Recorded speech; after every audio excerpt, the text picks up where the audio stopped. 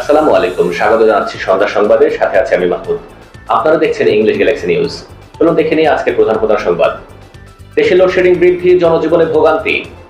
বাজারে নিত্য প্রয়োজনীয় পণ্যের দাম বৃদ্ধি। রাজধানীতে নতুন মেট্রো রেল রুট চালুর ঘোষণা। আন্তর্জাতিক বাজারে অর্থনৈতিক অনিশ্চয়তা।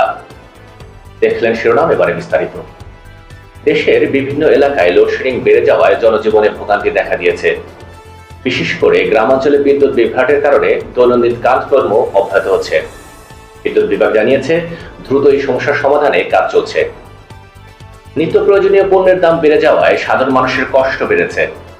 চাল, ডাল, তেল সহ বিভিন্ন পণ্যের দাম গত সপ্তাহের তুলনায় বেড়েছে।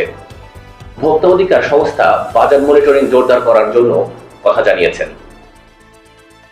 সরকার রাজধানীতে নতুন একটি মেট্রো রেল রুট চালুর ঘোষণা দিয়েছে।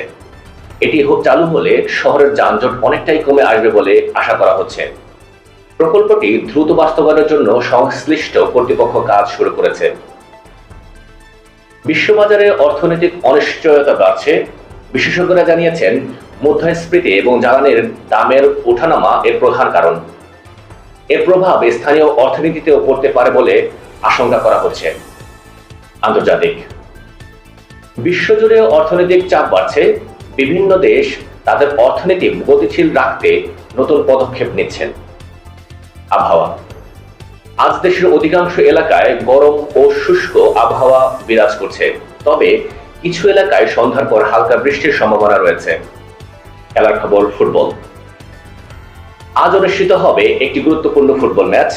বাংলাদেশ জাতীয় দল আজ সন্ধ্যায় মাঠে নামবে, যা নিয়ে দর্শকদের মধ্যে ব্যাপক উত্তেজনা বিরাজ করছে। এ ছিল আজকের সংবাদ। সাথে থাকার জন্য ধন্যবাদ।